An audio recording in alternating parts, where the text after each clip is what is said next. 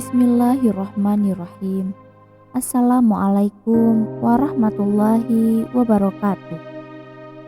Sahabat Rakevi Islami yang dimuliakan Allah. Inilah 6 dosa orang tua kepada anak yang sangat dibenci Allah. Sejak kecil kita diajarkan untuk tidak bersikap buruk kepada orang tua. Jangan sampai kita menjadi anak durhaka yang kerap menyakiti hati orang tua, karena ridha Allah berasal dari ridha orang tua. Akan tetapi, menjadi orang tua juga bukan berarti serba benar. Seringkali anak dianggap memiliki banyak kesalahan dan dosa pada orang tuanya. Padahal ini juga bisa terjadi sebaliknya. Setiap orang tua tentu punya kewajiban yang harus dipenuhi kepada anaknya. Jika tidak, maka orang tua sudah bersalah karena telah tidak memenuhi tanggung jawabnya. Supaya nggak salah langkah, ketahui dulu yuk beberapa dosa orang tua terhadap anak. Namun, sebelum kita lanjut, saya ingin mengajak sahabat semua agar mendukung channel Rakevi Islami ini dengan tekan tombol like, subscribe, dan nyalakan loncengnya. Dengan begitu, sahabat sudah ikut serta dalam mensiarkan kebaikan di dunia dan akhirat. Semoga Allah memberikan balasan kebaikan berlipat ganda kepada sahabat semua. Amin, amin ya robbal alamin. Ternyata orang tua juga bisa melakukan dosa kepada anak dan dibenci oleh Allah. Kadang orang tua tidak sadar dan cenderung mengabaikan dosa besar kepada anak dan dibenci oleh Allah.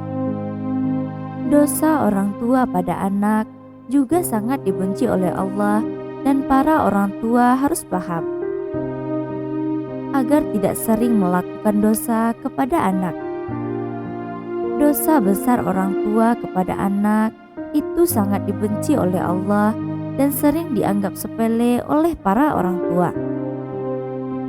Lalu, apa saja dosa besar orang tua kepada anak dan dibenci oleh Allah dan sering dianggap remeh oleh para orang tua? Dijelaskan ada 6 dosa besar orang tua kepada anaknya yang sangat dibenci Allah dan jarang disadari orang tua. Pertama, kasar kepada anak. Dosa besar orang tua kepada anak yang sangat dibenci Allah. Yang pertama, bersikap kasar kepada anak. Para orang tua jangan sampai memaki anak dengan sebutan buruk dan tidak sesuai dengan nama anak. Hendaklah para orang tua menasehati anak dengan lemah lembut dan penuh kasih sayang. Rasulullah Shallallahu Alaihi Wasallam bersabda, sesungguhnya kalian akan dipanggil pada hari kiamat dengan nama-nama kalian dan nama ayah kalian, maka perbaikilah nama kalian. Hadis riwayat Abu Dawud nomor 4297. Kedua, pilih kasih terhadap anak. Sikap pilih kasih yang dilakukan orang tua kepada anak termasuk dosa besar yang sangat dibenci Allah. Para orang tua jangan sampai bersikap baik hanya kepada salah satu anak saja, sedangkan anak lainnya terabaikan. Dalam hadis sahih yang diriwayatkan oleh Imam Muslim, dijelaskan bahwa Nu'man bin Bashir pernah berkata, ayahku menginfakkan sebagian hartanya untukku. Ibuku Amrah binti Rawahah kemudian berkata, saya tidak suka engkau melakukan hal itu sehingga menemui Rasulullah. Ayahku kemudian berangkat menemui Rasulullah Shallallahu Alaihi Wasallam sebagai saksi atas sedekah yang diberikan kepadaku. Rasulullah berkata kepadanya, apakah engkau melakukan hal ini kepada seluruh anak-anakmu? Ia berkata, tidak. Rasulullah Shallallahu Alaihi Wasallam berkata, bertakwalah kepada Allah dan berlaku adillah kepada anak-anakmu. Ayahku kemudian kembali dan menarik lagi sedekah itu. Hadis riwayat Muslim dalam kitab Al-Hibat, hadis nomor 3055. Ketiga, membanding-bandingkan anak. Kebiasaan orang tua terhadap anaknya yang dianggap sepele, padahal itu termasuk dosa besar dan sangat dibenci Allah. Para orang tua sering membanding-bandingkan anaknya. Sikap ini akan menimbulkan perasaan rendah diri pada anak yang lain. Apalagi jika yang dibandingkan orang tua sesuatu di luar kemampuan anak atau justru kelemahan si anak. Orang tua harus paham setiap anak memiliki kelebihannya masing-masing dan jangan dibanding-bandingkan. Keempat, mengekang kebebasan anak. Jangan sampai para orang tua mengekang kebebasan anak, karena itu merupakan dosa yang sangat dibenci Allah. Membiarkan anak bermain adalah salah satu hal yang sangat penting dalam masa pengenalan lingkungan dan menemukan jati dirinya. Yang terpenting adalah tetap harus diberikan arahan mana yang baik dan mana yang kurang baik. Hal tersebut akan menjadikan si anak mampu bergaul dan mendapatkan pelajaran penting mengenai perbedaan. Hindari kekhawatiran yang berlebih terhadap anak dan harus menjaga keterbukaan anak terhadap orang tua. Kelima, berkata buruk kepada anak. Orang tua harus paham setiap ucapan yang keluar dari mulut bisa menjadi doa bagi anak.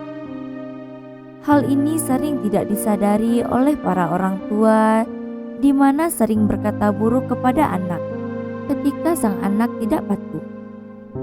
Abu Hurairah radhiyallahu anhu berkata, Rasulullah shallallahu alaihi wasallam bersabda, ada 3 doa yang dikabulkan: doa orang yang dianiaya, doa musafir, doa keburukan orang tua atas anaknya. Hadis riwayat Tirmizi nomor 1828. Untuk itu, pada saat menasehati anak akan lebih baik jika memberikan perumpamaan dan syarat. Lalu, kembalikan kepada si anak supaya menentukan pilihan. Keenam, tidak memberikan pendidikan kepada anak. Orang tua memiliki kewajiban untuk mendidik anak. Bukan hanya pendidikan di sekolah, tetapi juga pendidikan yang menyangkut segala aspek kehidupan. Misalnya saja pendidikan adab, etika, atau moral, pendidikan agama, dan pendidikan lainnya yang bermanfaat bagi anak. Jika orang tua mengabaikan pendidikan kepada anak, maka bisa dikatakan anak tersebut layaknya anak yatim padahal masih mempunyai kedua orang tua. Bekal pendidikan penting diberikan kepada anak untuk bekal di masa depan baik dunia maupun akhirat. Rasulullah Shallallahu Alaihi Wasallam bersabda, ajarilah anak-anakmu sholat saat mereka berusia 7 tahun. Dan pukullah mereka bila tidak melaksanakan sholat pada usia 10 tahun. Hadis riwayat Tirmizi nomor 372.